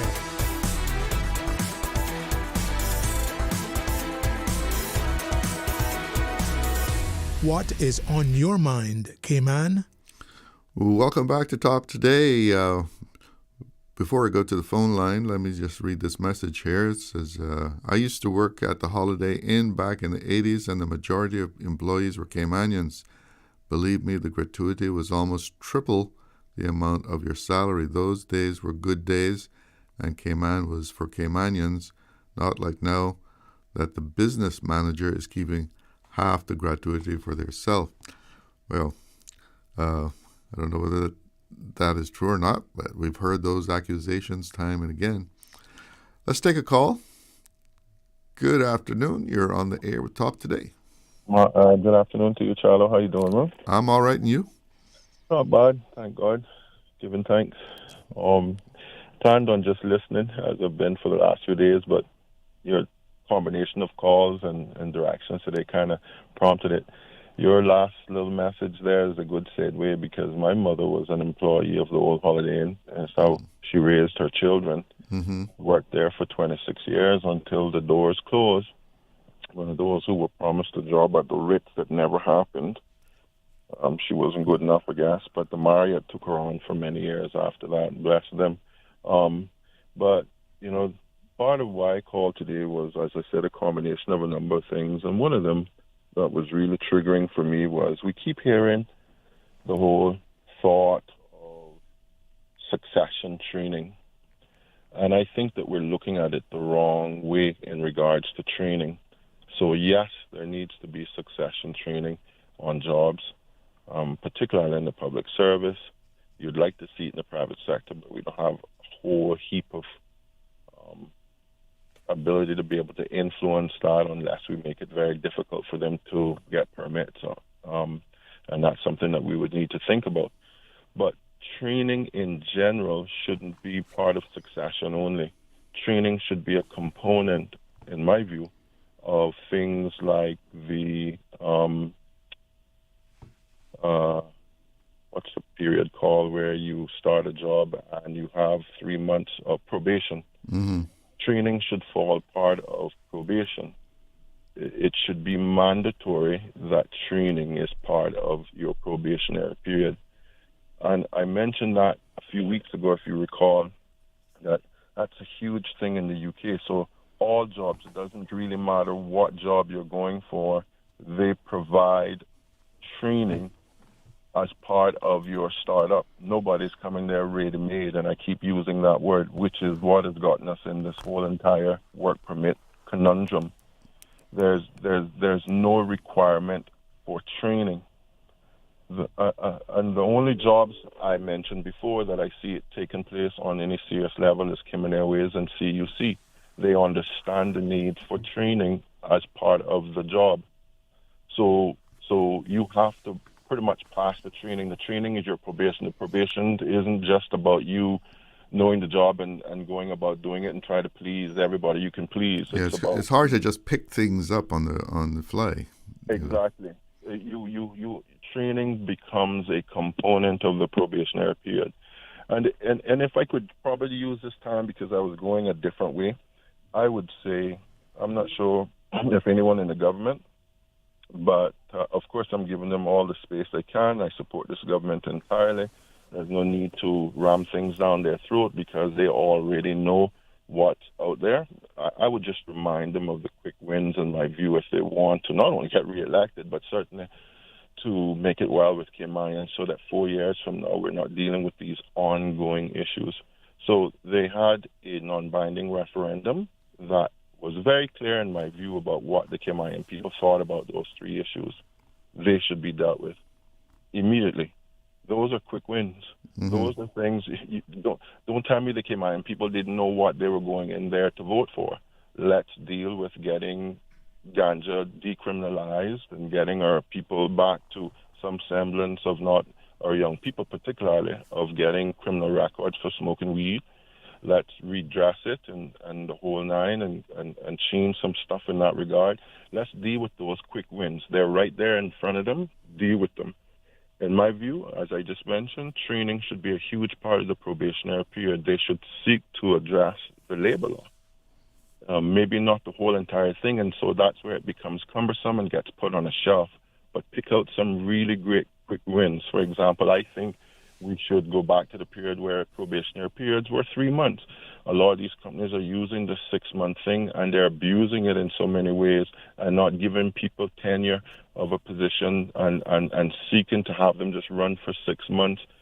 They abuse it on every level. Let me tell you, having been in management and, of course, having been an employee, I've had directors who put a lot of force on that. They purposely utilize that aspect of it, in my view, to ring fence and get Caymanians out. I was a manager of a company where I started, and there were 3 Caymanians of something like 20-something employees. And they were convinced that I couldn't get any more Caymanians, and by the time a year in, I had something nearly half of it, about 10 Caymanians, working really well, doing their jobs really, really well. You know who was giving them a hard time? You know who were giving them a hard time? The supervisors who were not Caymanian. And you talk about a delicate balance. So there was a deliberate effort to wash them out. Deliberate. It was to justify the work permits or otherwise. And so I'm not telling anybody that. I had to endure that as a middle manager. And so, you know, addressing key things that help to make what I call Caymanian lives a little bit easier, which is what we've been harping on, and it will so much address so many other things. Yes, seek to also make certain jobs Caymanian only. I struggle with the fact that I was down in Barker's the other day, and it just triggered me. You know, I see people who are leading horseback rides, and they're not from here. Obviously, they got work permits. Mm-hmm. And I'm kind of thinking to myself, wow, you know, if some of these companies are forced to get Caymanians and not make it so easy, and a lot of it is to ring fence and to also make things cheaper, but that's not how it's supposed to be, you know. Banking is a huge thing for us. It impacts us on so many levels. Seeking to get the banking industry to stop with all this sort of major fees that they're charging people, the inconvenience. You can't write a check, you can't change a check. Oh, yeah, you ask for the time of day, they charge you a fee. I mean, it is horrible. And I'm really seeking to streamline and make a lot of those things address a lot of those things with solutions that we already know they're there. They just need to do it. You know, these businesses try to post their annual profits in the newspaper, and it's in the millions, tens of millions. Oh yeah. So so you tell me that you're going to fall apart as a bank if you stop charging this fee that you only just started charging about 4, 5, 6 years ago. But let me ask your opinion on something. Do you think it's because this whole thing with Caymanians not being able to get the jobs, or is it that we don't have enough Caymanians to fill the jobs? You know, Charlie, or are they being discriminated against? So I think it's both, but we can't. I don't know what the number is now. If I was to take a guess, it'd probably be in the thousands. Either people who are either unemployed or underemployed, so they're taking jobs that they have to work two jobs or something. Or exactly, and so it's a combination of both. But a lot of it is because there's really nowhere to go. Like, who do they go for? And never mind, some of them, it's all about chime as well. It's about, you know, after a while, after you've been unemployed for a while, it doesn't matter if you're qualified or otherwise, then you develop this inferior sort of thing. You know, you take on what they've been saying about us for so very long. Take what you can get. Exactly. Listen, I have to pause you. Yeah. Wait, it's 2:00. Yeah, that's another thing the government need to address to get Radio Cayman to the spirit of their talk show so they don't have so much commercial. Take care, Charlie. All right. Have a good afternoon. It's 2:00. Let's see what's happening in the news. If they are talking about us, living in your head rent-free all this time, we must be relevant. Radio Cayman since 1976. From Radio Cayman's newsroom, this is Headlines. The headline news is brought to you by Kirk Market. With a look at your latest headlines, I'm Jevi Ebanks. The National Roads Authority has scheduled nighttime paving works on the westbound lane of Shamrock Road between Discovery Drive and Midway Close. It'll be taking place tonight and again tomorrow from 9 p.m. to 4 a.m. Motorists are advised to exercise caution as this area will be an active work zone. In regional news, in Suriname, rescue teams have recovered all missing bodies following a boating accident in Marawina district on Sunday. The Suriname police force confirmed that all victims belong to one family traveling from Albina to St. Laurent. President Santoki has declared Wednesday a day of national mourning with flags at half-mast in honor of the deceased. In St. Lucia, renowned Caribbean wood sculptor Vincent Joseph Udovic has passed away at the age of 93 at his home. His contributions to the artistic and cultural landscape of the region spanned decades, with his unique abstract carvings earning international acclaim. Deputy Prime Minister Dr. Ernest Hilaire praised his work's lasting impact on St. Lucia's cultural identity, describing the works as a testament to the nation's heritage. That's your latest headlines. I'm Jevi Ebanks. www.radiocayman.gov.ky. Check out our social media pages: Facebook, YouTube, X, formerly Twitter, Radio Cayman Headline News.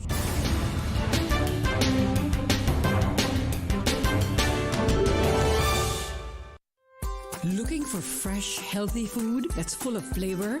Then you've got to visit Kirk Market. Our dishes are made with fresh, high-quality ingredients. Enjoy vibrant mixed greens or satisfying pasta salads. Or try one of our delicious grill options like blackened chicken, spicy beef steak, or grilled salmon. Looking for something light and flavorful? We've got sushi rolls and poke bowls prepared daily.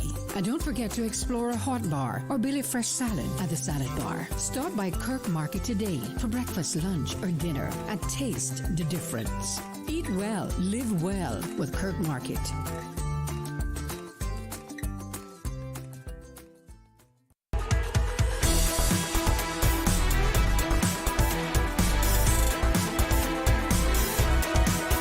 Radio Cayman Talk Today continues. Welcome back. Going into the last half hour or so of the show. I have a WhatsApp message here. It says, agreed that we should avoid a riot. But didn't we try succession planning before with key employee applications? How will we do it better this time? Training isn't always the issue. In the past, lucrative private sector industries have handpicked the best and brightest Caymanian students, put them on scholarship, trained them right out of university, then turned around and tells immigration that they aren't qualified or good enough to do the job and they need to bring someone in. There are so many loopholes and excuses, but usually not enough teeth in legislation to enforce it, or some other reason to avoid the consequences. So again, how will we do it better this time? Good question. Because this whole immigration thing, work permits, seems to be at the top of people's mind. I mean, people still don't feel that Caymanians are being given, a fair shake as far as given the opportunity.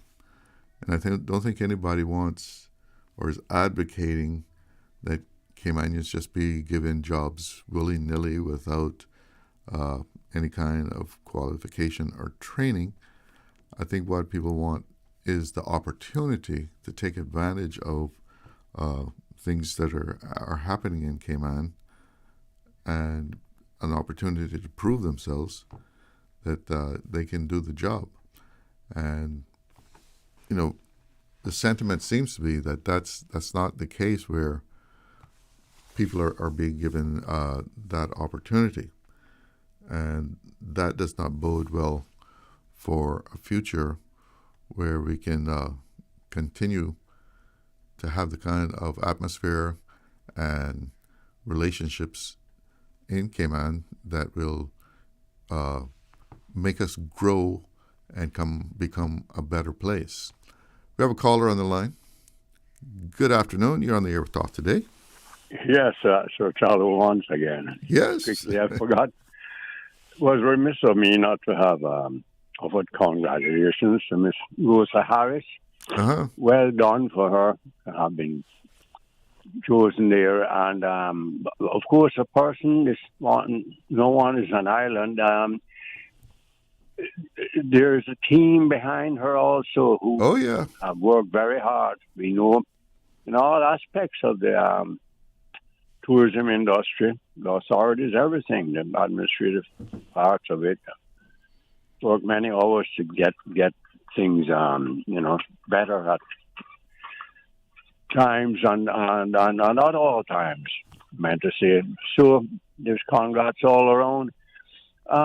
With what I was talking about with the women doing like electronics, I'm thinking of export, not for here. Oh, of course. Really, because that's what Ireland That would does. make sense. Make sense to try and do it locally. The export is what's needed. That's what makes a country. You don't make any money selling things to yourself. Especially when you got a small population. Yes, you see, the United States is moving back, of course, to the Calvin Coolidge type of government when he said of America, and he said the business of America is business. And we hear Mr. Trump saying similar things and going back into that neutral state, getting out of all this trillions of dollars they've spent on Europe, let them fight their own battles, really, and going back into those days where he said business of America is business. That's what Mr. Coolidge said. And you can see Mr. Trump moving, whether they like him or not, towards that sort of, definitely towards that. Dig. The thing is this, Charlo, with the system we have built, we have changed completely. I remember those glorious days the George and the others were talking about with the whole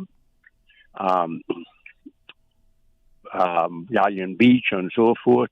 The one South Sound here that the Seaview, the old man, the Seaview had done, and my cousin working there, all that. And Mr. Kerry Hurlstone, Kerry, my cousin there, he was the first Caymanian I can remember singing and playing at a hotel.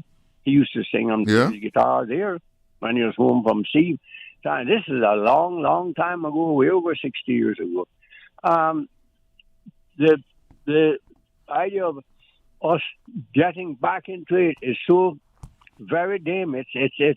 Or controlling it again, because we have moved away from that into a new world, and we've started to import. We've got, 140 nationalities. It's not going to evaporate or disappear overnight. Doesn't matter how you try to do it. We have built a system that is dependent on them. You may not like, when I say that, people may not like it. I would like to know that I have to say this. I didn't, because I've seen it from the glorious golden days, I call it, of the late 60s through the late 70s, and even into the early 80s. But those days are really gone. It's not going to go back. Where Caymanians were dominant in it. And that person talked about the West Bayers and Georgetown was with it. And we know along the West Bay, it was West Bayers controlling most of it and every aspect of it. But that's not going to happen again. I don't see it happening. True. Because of the type of economy we've moved into. And also the amount of different hotels and yes, condo that are being complexes. Built. And it's just was inevitable. We created this, and now I'm much afraid it's impossible to uncreate it. And that's what many of us would like, and live in that type of memory, to go nostalgia, to go back into that. I would love it, but it won't happen. And to face that reality, that's why I suggested getting those women involved that are involved in the thatch work. When I see the nimble hands and fingers and quick movements, I just thought about the electronics part of it. Mr. Jim was mostly thinking about manufacturing things like, putting together fridges and the put together a part of it. We know we couldn't do all the basic manufacturing of the things, from the compressors and the motors, but we could be a place where we put together things and then have it exported in small quantities. At that time was a much smaller population. But the same can apply now. In certain instances, we do have a few thousand rum cakes and some beer. We export thousand. And some rum and so we export, but that can't provide for a great portion or a big portion of the population of Caymanians. So I was just thinking of little things like that. Maybe there are other little things, but on this adversarial approach towards the two branches of tourism, I listened to a team of, I think they were going on some kind of a thing on talk, on an event. I can't remember exactly, but I just caught a little bit of it on the radio with OC, I think it was. And they were saying, they had this topic of like cruise tourism versus, or it could be the other way around, versus stay over. We shouldn't be saying those kinds of things. Now, I don't mind get bashed for saying something like that. I wouldn't do that. That's an adversarial approach to it, and it pits one against the other. Instead of saying tourism, stay-over tourism and cruise tourism as things that complement each other, put it that way, and talk about the various issues of it that each side has and how we can improve, instead of placing it on an adversarial type of approach where you're saying, the stay-over tourism versus cruise tourism. I don't think that's the right way to approach this. It's going to create always that adversarial approach, and that this is better than that, and let's concentrate on this and leave that behind, and so forth. And I think that's what has happened to us. Take care, Charles. Have a wonderful day. Thanks for giving me the time. All right, you take care. Break or call? We're going to take the break, and I think we have a caller standing by.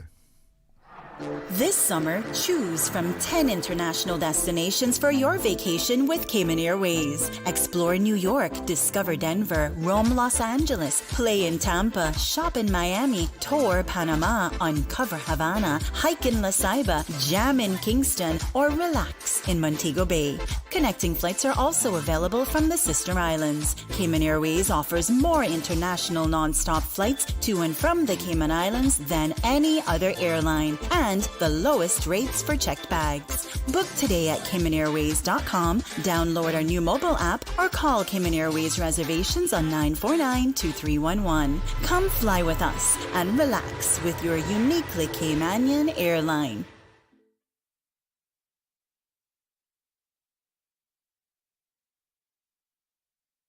Looking to transform your space? From custom homes to commercial spaces, we bring your vision to life with precision, quality, and elegance. At Mike's Builders, we make it happen. Mike's Builders turned my dream home into a reality. Their team is professional, efficient, and truly the best in the business. Good communication? Check. Cleanliness? Check. Professionalism? On point. You have to try Mike's Builders for yourself. Call us today at 923-0706. That's 923-0706. Mike's Builders. Let's build a beautiful world together. Stay cyber secure with Cayman National. Protect your computers and mobile devices with security software to defend against cyber attacks through viruses, malware, and other online threats. Be aware of unsecure Wi-Fi connections when in public. If you need to access your online banking or sensitive information on your mobile devices, try disabling the Wi-Fi and switching to data from your mobile network. If you suspect a fraud attempt, please contact our customer support team at 949-8300. Looking for fresh, healthy food that's full of flavor? Then you've got to visit Kirk Market. Our dishes are made with fresh, high-quality ingredients. Enjoy vibrant mixed greens or satisfying pasta salads. Or try one of our delicious grill options like blackened chicken, spicy beef steak, or grilled salmon. Looking for something light and flavorful? We've got sushi rolls and poke bowls prepared daily. And don't forget to explore a hot bar or Billy Fresh salad at the salad bar. Stop by Kirk Market today for breakfast, lunch, or dinner and taste the difference. Eat well, live well with Kirk Market.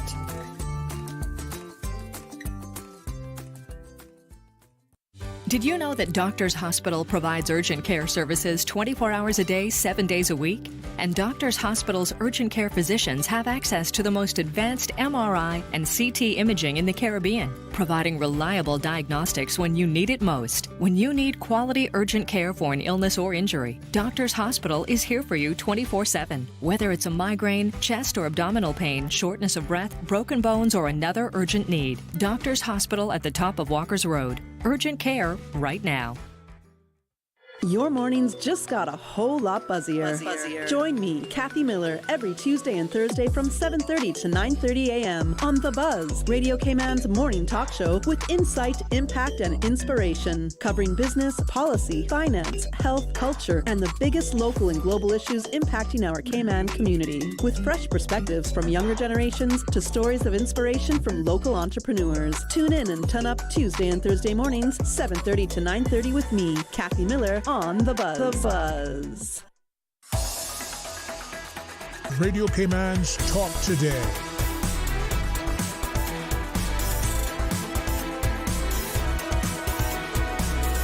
What is on your mind, Cayman? Welcome back, and be sure and catch The Buzz tomorrow morning at 7:30 with Kathy Miller. She will have the Honorable Premier as her guest tomorrow morning. So I'm sure we're going to get some updates on a lot of the things that we've been talking about, like, budget cuts and so forth, and the immigration reform.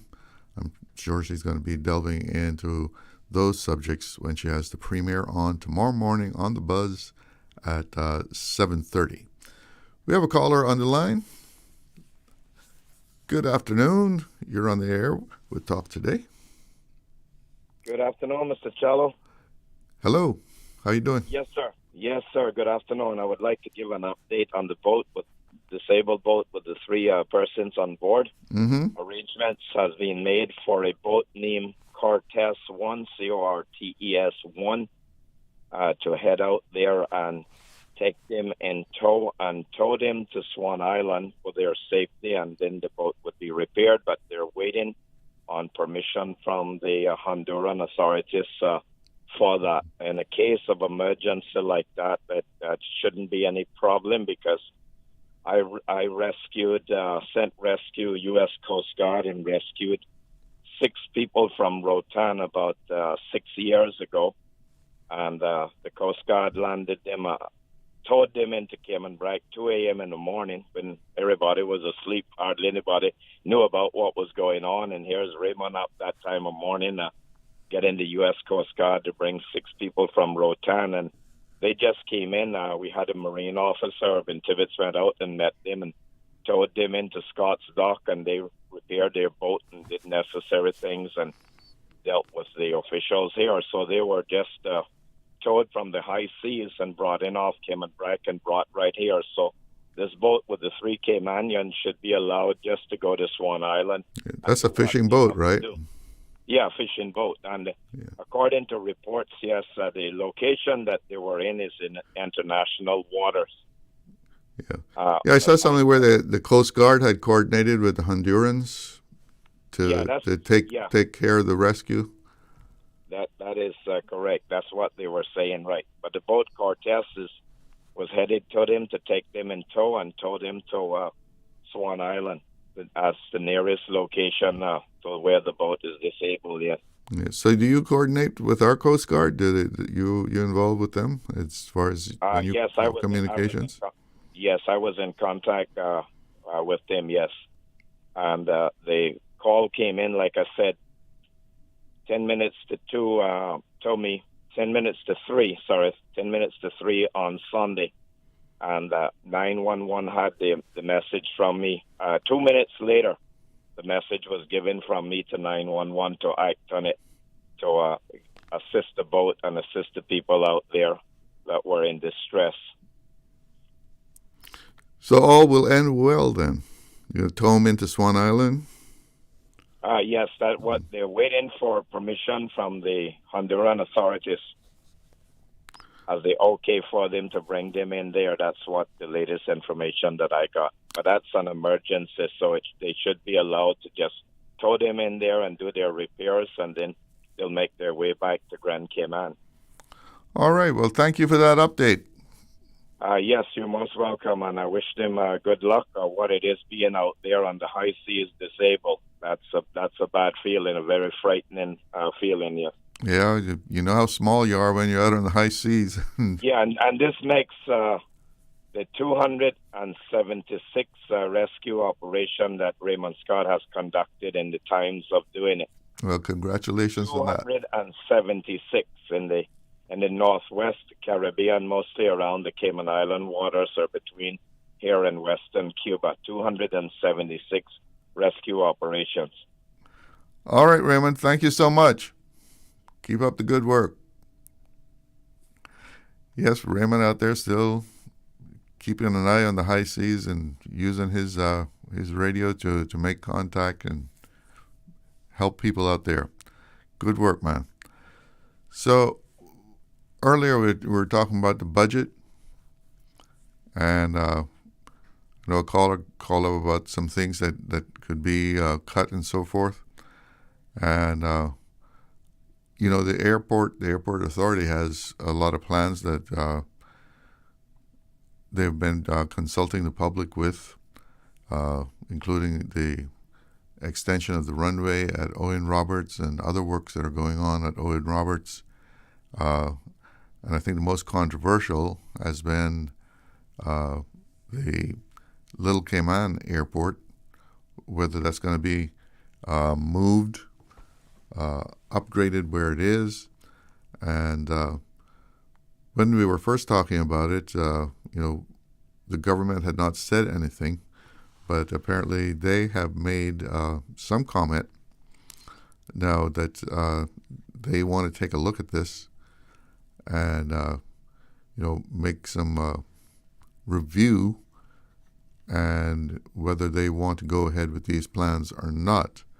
I know there was a meeting that reportedly District Administration Minister Nicholas DaCosta and Parliamentary Secretary Wayne Panton were in attendance.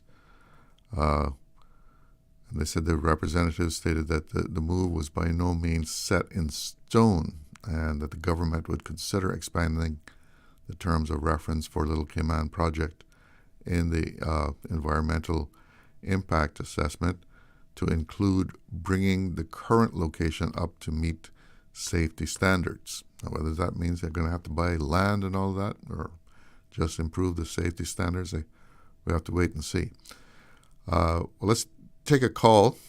We're running out of time here, so let's get this call in before we're out of time. Good afternoon.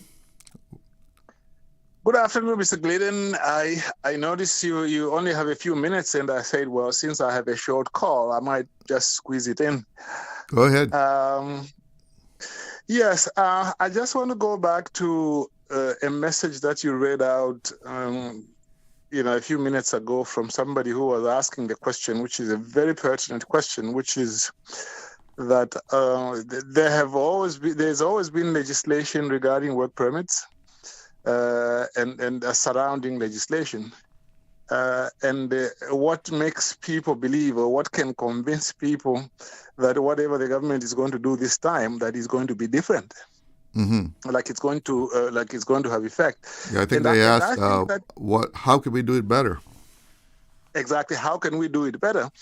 I think, to me, that's a very, very pertinent question, because before the elections, I remember having an exchange. It was before you started guest hosting. It was, I think, with probably OC. And the question I asked then is, are elections in Cayman changing anything? Nobody is saying that previous leaders did nothing at all. I think previous leaders did a lot, and they tried to immigrate to sort out this complex immigration issue. But at the end of the day, it didn't seem to me that something was fundamentally changing around work permits and immigration. And so I asked the question, are elections changing anything?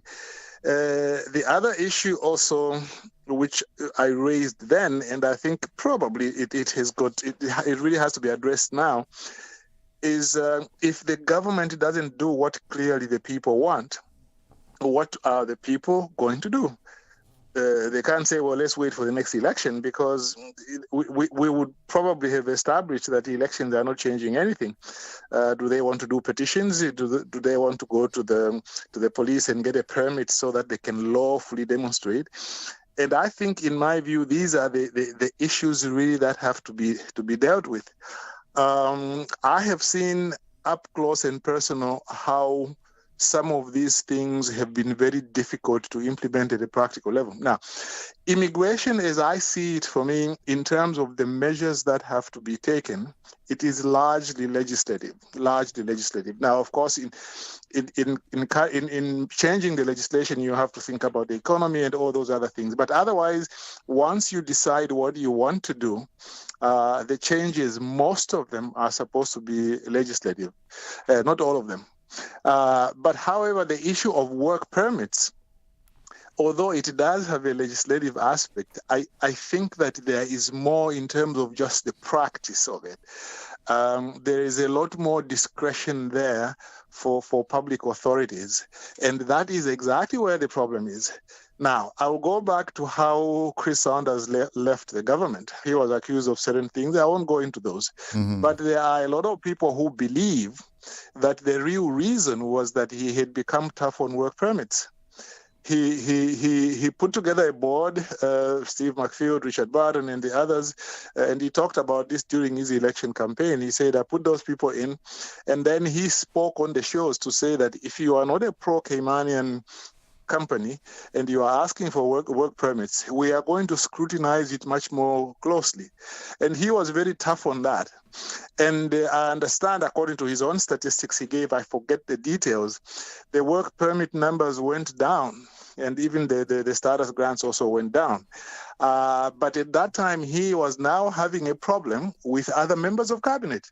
Now, I won't mention which member of cabinet he mentioned, but he mentioned the member of cabinet who according to him, fought him hardest about work permits. So at the end of the day, the whole issue about work permits, in my view, is a question of there is lack of political will for people to do it. I could go into some of my own history, but in terms of that particular area and how I was kept down together with other Caymanians because I wanted to be fair to them, to a point where I was even told I was not allowed to train a Caymanian. I was told expressly, after I offered to train a Caymanian how to write legislation, I was told, no, you can't train a Caymanian. And as a result, it became also now I became a problem. I'm sort of incompetent and ABC when I'm one of the best known legislative counsel in the Commonwealth. I remember you mentioning that before. I should leave. Pardon me? As I remember you mentioning that before.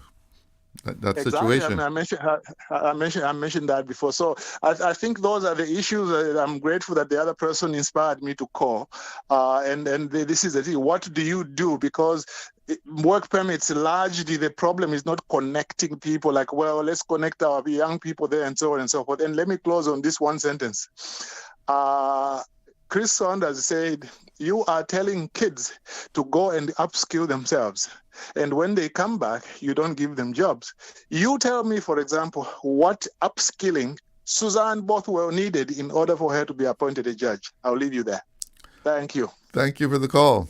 And you get the last word there. That's it for Talk Today. It's 2:30. Time for us to get out of here. Thanks for joining me and letting me be a part of your afternoon. Have a great Wednesday. Talk Today is brought to you by Subway, open 24 hours in Countryside, Anderson Square in Georgetown, and Centennial Towers in West Bay. And by the Ministry of District Administration, explore your history, explore your land, explore your sister islands. And Cayman Airways, call them on 949-2311 to book your nonstop flights to Los Angeles and Panama. And Doctors Hospital, peace of mind is important when life happens. Doctors Hospital, always there for you. Call 949-6066. Talk Today is also brought to you by Mike's Builders.